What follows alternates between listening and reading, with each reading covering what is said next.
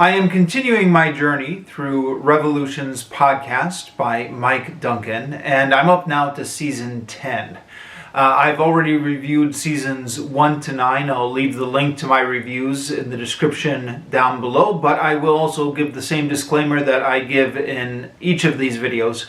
I don't really have anything intelligent to say about this. I'm making a project of reviewing everything I read, watch, or listen to, but that doesn't necessarily mean I have intelligent things to say about any of them.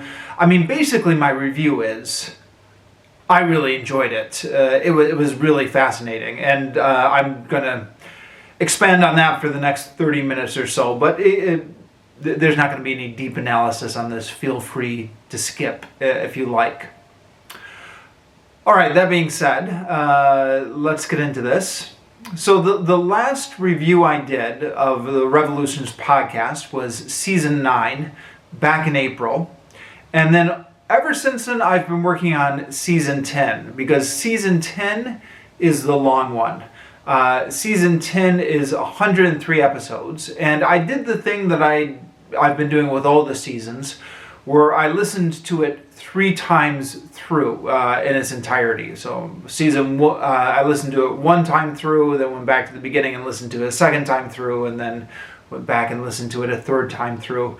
The reason I do that is I quite often have podcasts on as background when I'm cleaning or when I'm doing some sort of relatively mindless work on the computer, etc. And as such, my attention can kind of come in and out. So if the logic being, listen to it 3 times through and I should be able to pick up most of it. Although in this particular case, let me finish the train of thought. So that's why it took me 3 times, that's why it took me from since April until now, to work my way through season 10, The Russian Revolution, which is the longest one at 103 episodes. In the time that I was listening to it, I had to adjust my listening habits, because I had been listening to this on Google Podcasts, which has been where I listened to all of the history of Rome and all of the previous seasons of Revolutions. But as you probably know, Google Podcasts has shut down, and Google has migrated all its podcast listening over to YouTube Music. So that's where I had to switch to my listening there. And I bring that up because there's something I want to complain about briefly or explain. In the integration over to YouTube Music, YouTube, I don't know if anyone else has been noticing this, YouTube has been classifying a lot of things as podcasts.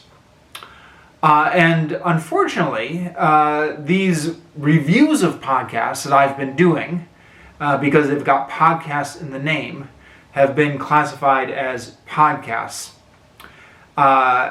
And that was not my intention. I intend these as YouTube videos, not as podcasts. The only reason that podcast is in the name is because I'm reviewing a podcast, but I'm reviewing a podcast as a YouTube video. But this whole playlist of my reviews of Revolutions podcast by Mike Duncan is now classified itself as a podcast on YouTube Music. You can still watch them as a YouTube video, but they're also over on YouTube Music. So I just want to apologize to anyone out there who found these videos when they were trying to find Mike Duncan's podcasts, because based on the analytics which YouTube is feeding me, it appears that might be happening. I've spent some time trying to get these out of YouTube Music and not classified as podcasts, but there doesn't seem to be an option, or if it is, it's not obvious to me. So apologies that these videos are showing up now on YouTube Music as podcasts, and apologies to anyone who clicked on it because they were hoping to get Mike Duncan's original podcast. Okay, that out of the way.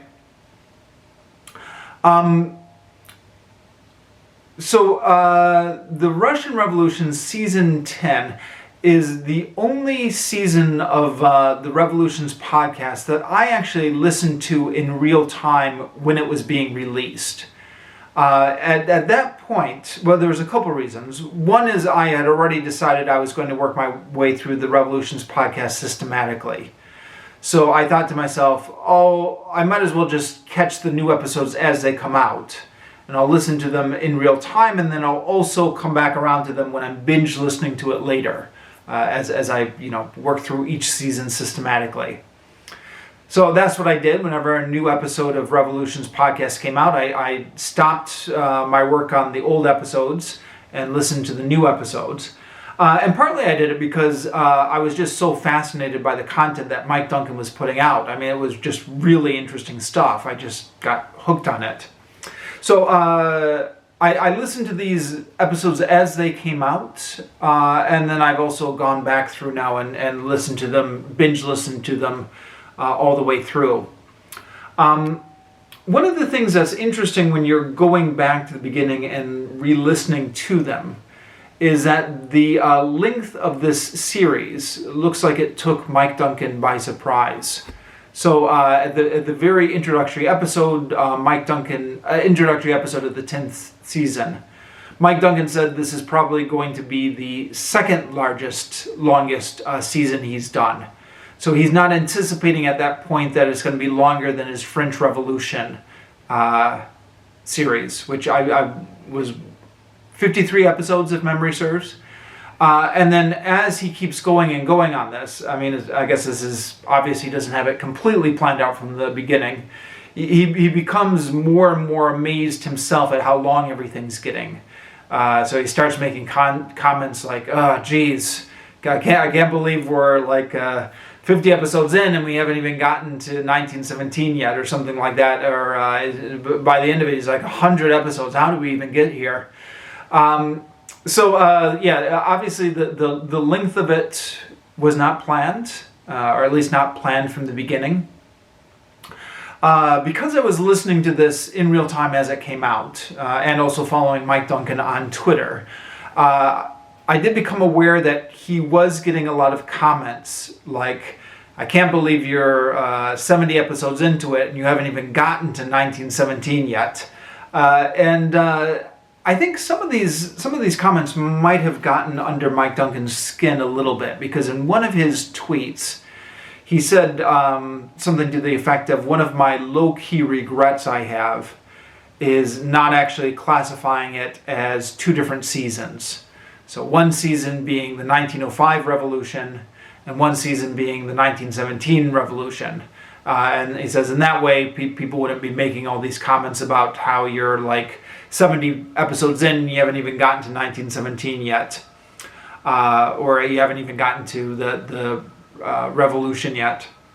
And then he also, in that same tweet, I think, said he wished he would have classified the first 8 episodes, which is a history of the Working Man's International and Marx and Bakunin, as like a separate little mini season, instead of including it all in season 10. I find that interesting, that's something that was a low-key regret for him. I have no complaints. And in fact, when this was coming out in real time, and when people were beginning to give Mike Duncan a rough time about the pacing of it, I didn't know what in the world they were complaining about. I said in my blog at the time, I don't remember if I said this, I may have made a comment on the Revolution's website as well, I don't remember. But I certainly on my blog I was saying, I don't know what everyone's complaining about. Why is everyone in such a hurry to get this season over with? This season is awesome. I don't ever want it to end. I want this to go on forever. Why would people ever be complaining about this? Because to me, the Russian Revolution, season 10 of the Revolutions podcast, is Mike Duncan at his very best. And that now, maybe not every episode, maybe not through the whole run of it, But there were stretches here that were just great storytelling. And I thought Mike Duncan had just hit his stride perfectly as a narrative historian, as a storyteller.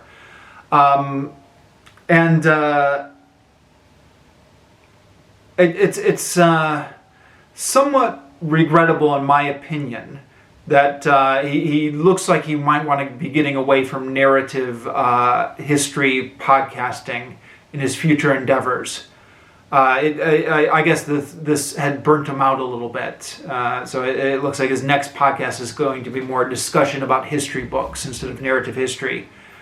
And, if that's what he wants to do, that's what he wants to do. I guess he doesn't owe me anything. But it's a pity because he had really perfected his craft by this time. I mean, you compare this to his early days on the history of Rome when he was still finding his narrative voice.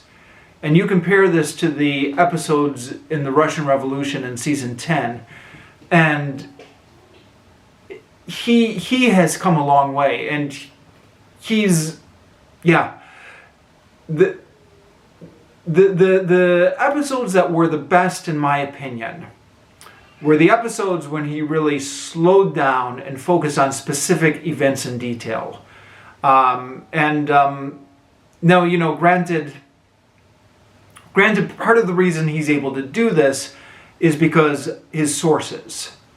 So, obviously when he's doing the history of Rome, we don't have that many surviving sources describing conversations in this much detail. There was at least one episode, which was on the Georgian bank heist, in which it was heavily influenced by the Young Stalin book by Simon, what was his name? Montefiore. I'll look that up and put the proper name in the description down below. But this was a book I had actually read. He opens up his book, Young Stalin, with a description of the Georgian bank heist. It's one of those books where he puts like the most exciting part right at the beginning, even though it's out of chronological order. And that was, I thought when I read that in the biography, Young Stalin, that was great narrative history. Now, Mike Duncan is drawing on a few different sources, and I'm relatively sure he didn't plagiarize any sentences. I've long ago parted ways with my copy of Young Stalin, so I didn't actually compare the text as I was listening to it. But I'm relatively sure that he didn't plagiarize it just because he's such a high-profile podcaster that he couldn't get away with that, right? I mean, if he had lifted any sentences or paragraphs, people would have called him out on it, especially with a book as well known as Young Stalin. But I've got no doubt he was influenced by the way it was told in Young Stalin, and that may have been true with other of his sources and some of the parts of this podcast which are really good. Although to a certain extent, I'm not here to try and pick apart how much Mike Duncan is relying on his sources and how much he's doing his own material and stuff like that. I'm just, as a listener, I'm just here to evaluate how entertaining it was for me, and it was really entertaining. I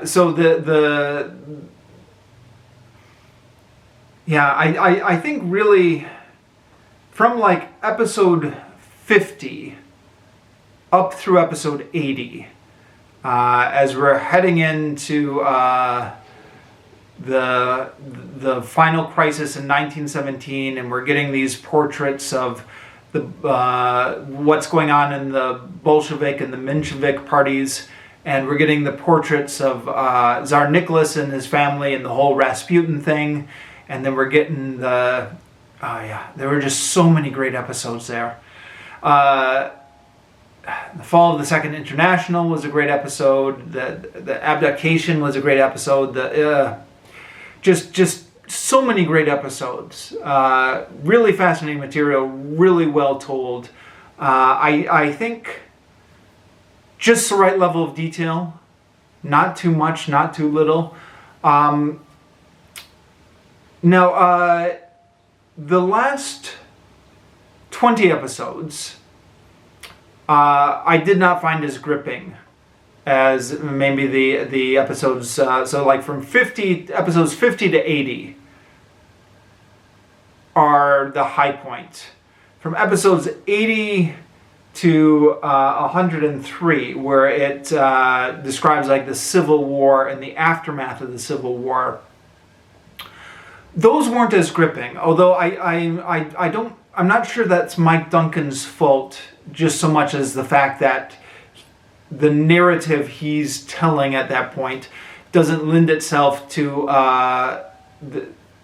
the closely focused episodes that he was able to do in the lead up to 1917 and 1917. But yeah, boy, that section leading up to 1917 and 1917 was really, really good. I also really loved the first 8 episodes, which are about Marx and Bakunin and the Working Men's International. Now, granted, this is exactly the type of thing I'm interested in, or the type of thing I used to be interested in when I was younger. Late 19th century radicalism. So it's I'm unsure how much of this is just me, because it's exactly the type of thing I'm interested in. But I thought it was really fascinating, really well told. In addition to being a great storyteller, I find Mike Duncan's summary of political ideologies in the 19th century to be really well done.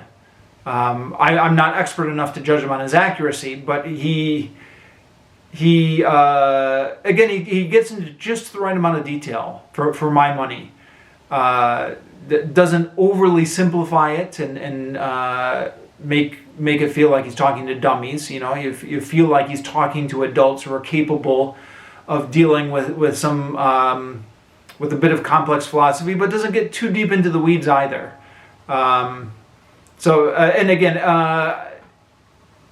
If you look up his biography, he majored in political science.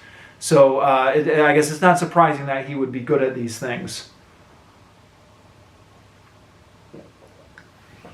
I guess that's my review. It's just really, really good.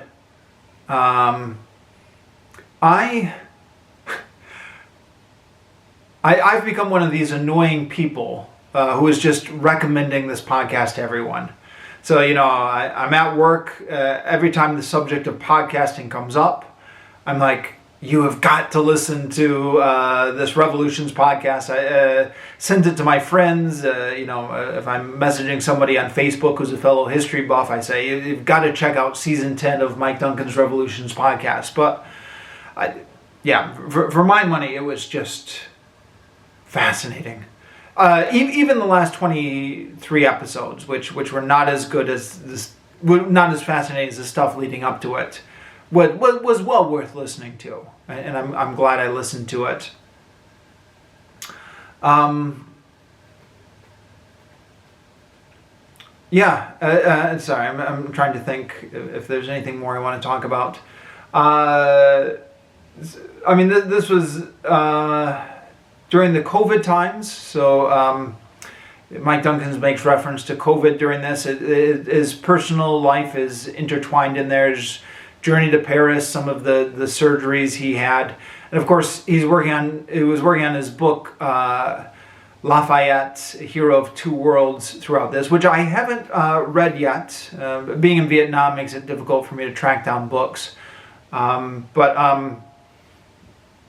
think I'm going to wait until I'm all done with Revolutions podcast before I make it a priority to try and track down that book. One thing I did notice is the last maybe 10 episodes or so, Mike Duncan started to mix up names. Like he would say Stalin when he meant to say Lenin, or he would say Trotsky when he meant to say Stalin, or something like that. I'm not sure if that was just he was really getting overworked by that point. Part of me feels like I shouldn't even bring that up because it's the kind of thing I do all the time. I mean, I don't know what's wrong with me, but if you watch this channel, I routinely say the wrong words a lot. I don't know what's wrong with me, but it's not about me, right? This review is focused on Mike Duncan, and it's something that he does not usually do. Which made it all the more noticeable in the last 10 episodes or so. But yeah. That's just something in my mind that was on my mind because I just finished up listening to the last 10 episodes for the third time right before filming this the past couple days. It's a minor detail overall, isn't it? Okay. If you're running out of things to say, it's time to end the review. So what I'm going to do next is what has been my plan all along, kind of, is I'm going to now listen to the Revolutions podcasts all the way through, from the beginning to the end. And then maybe give once I'm done doing that, I initially planned to do it twice. I'm not sure now if I really need to do it twice. I feel like after listening to each season 3 times through, I've absorbed it as well as I'm going to absorb it. So I don't know if I need to listen to the whole thing front to back twice. Maybe I'll just do it once. But then I'll give maybe a video trying to give my overall review of the whole series. There's a 12 episode epilogue in which Mike Duncan analyzes the characters of Revolution. And that's stuff that I listened to partly when it was coming out in real time.